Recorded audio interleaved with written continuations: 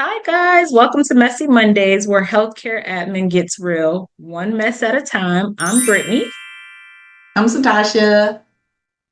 and we are BCN. And it's been a minute, guys. Sorry about that. We took a little hiatus, but we're back. Happy We Monday. are back. We're booked and busy, but we will make time for y'all. We have to make time for y'all so we can give y'all this good information that we always have for you guys. So we Absolutely. apologize, but we back. We're back. We're back. We are back. So today's Messy Monday, we're going to talk a little bit about the government shutdown and the impact it has on credentialing and billing for some of you providers out there. Yeah, Um, so this is a special episode. So we'll get back into the RCM process next week, but we just wanted to talk a little bit about the government shutdown and how it might impact you guys. So there's been a lot of talk about, specifically payers, Medicare, Medicaid, government payers, TRICARE, those type of payers, and if that's going to delay payments, and are you all going to get paid? But there are things you can do to stay ahead and avoid these type of delays. Specifically, credentialing. Let's start there. This government shutdown may slow down the process on the applications that are being received. So, just be prepared for that. If you're submitting applications, still highly suggest getting those sent out. That way they're in the queue for processing. But definitely, still submit those applications, but you might see a delay in the processing of those. If you already have been in the credentialing process, might have already seen those delays. Medicare has been very quick about getting turnarounds and getting people up to date in their systems and stuff like that. But as of late, they have been very slow because it's a lot of confusion and uncertainties going on in today's government about whether Medicare is going to get the correct funding that it's been getting, if and especially if you accept a lot of state Medicaid, a lot of state Medicaids are on hold, even enrolling patients. Um, Nonetheless, enrolling providers into the network just to make sure that they have the funding to support everybody at this time. So if you see a slight slow or a more delay, let's say you've already credentialed payers and you've seen them getting done anywhere between 15 and 45 days, and now you're seeing, hey, we're past that 45-day mark, what is going on? That's what's going on. Uncertainties about funding is what's slowing down a lot of stuff. And then you have to right now currently have people that are furloughed. Yeah, so definitely submit again your applications whenever and just track them. Keep note of when you submitted it, and that way, when things go back to normal, you'll be able to call and follow up and say, "Hey, submitted my application. I just want to get a status," or they'll be able to be like, "Oh, okay, we see you submitted it this time frame. So let me go ahead and send it up to management or whatever the case, but you'll be ahead of the game necessarily." Yes. And please do not worry about backdating. If you already submitted, it's the importance of going ahead and getting it submitted in because normally they'll backdate it to the date of submission. I'm not saying bill, not saying see the patients. What we're saying is they may backdate it to the day of the submission due to everything that's going on. Second thing, billing and claims processing. So if you are already credentialed, have been seeing patients with these insurances, um, you might see a delay in like your reimbursement, meaning slower, but you should still be receiving payments. I don't know. I think there has been some talk with providers amongst themselves, and they're saying, "Oh, I'm not getting paid," and with the government shutdown, that means we're not getting paid. Not necessarily true.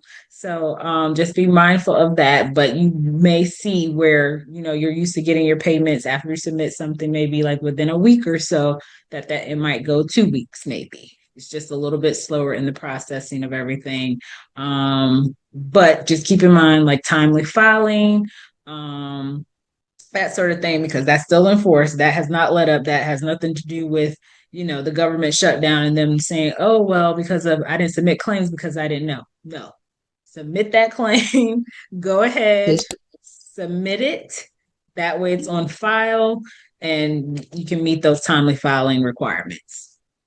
Exactly. So let's just make sure that you don't get scared. Please do not get scared. You do have some papers that they're taking about 30 days, especially for the lines of business for Medicare and Medicaid. They're taking about 30 to 45 days for payment and adjudication. Let's say you sent something on the 19th and today's the 31st. You might see it still in processing, and that is a direct correlation to the shutdown. Again, everybody's worried about funding right now. Everybody's worried about funding. Will you be paid? Absolutely. You just might not be paid on that same schedule that you're used to getting paid. So please still submit your claims. Please keep the same documentation that you've been keeping, and just wait a little bit longer, and tying up the lines, calling them back to back to back is not going to make them pay.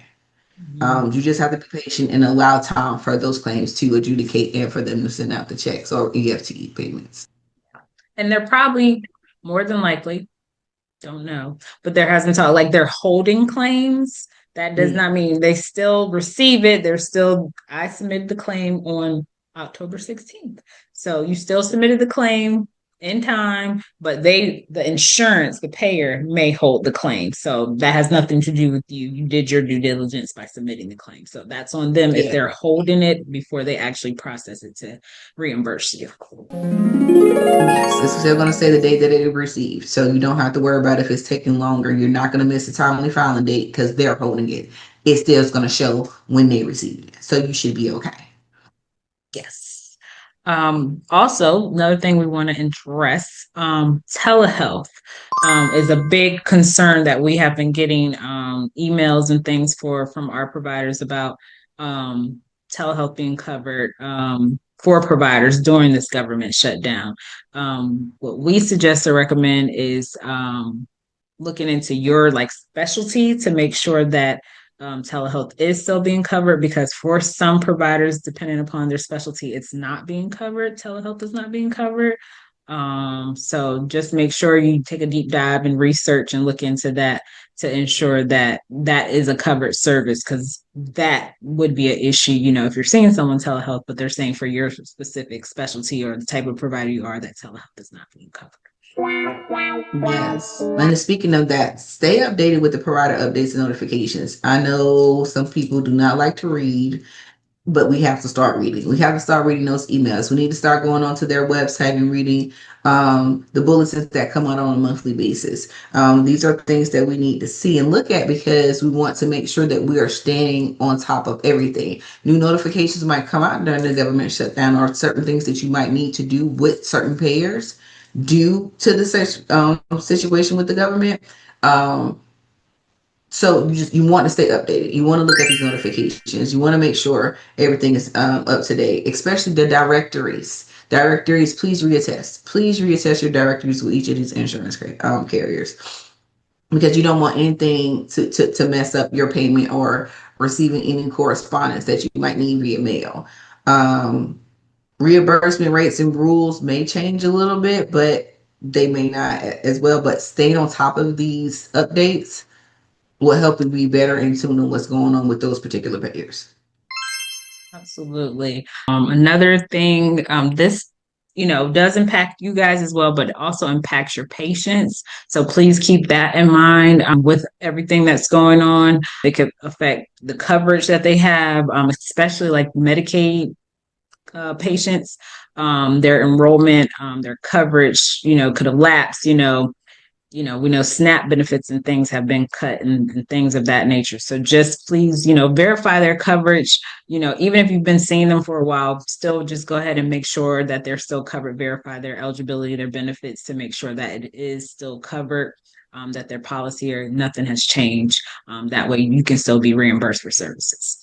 Exactly, because sometimes, especially right now, they might be during a re-enrollment period, and because of the fact there's a lapse in the government right now, we might not be able to get them re-enrolled or their re-verification done at this point in time. Will they backdate it? They possibly can, but like I said, everything has been slowing down, and we don't want you to see a patient and not be reimbursed. So let's just make sure, especially with Medicare and Medicaid patients, with Medicaid more so than anything, that you're checking their coverage every day that they're coming in, not just on your monthly basis or your quarterly basis like you're normally doing. Make sure that we're checking it every time to make sure that they're still actively covered with your Medicaid.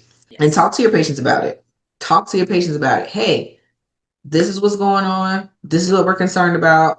Let's just prepare to have a temporary out of pocket arrangement going on.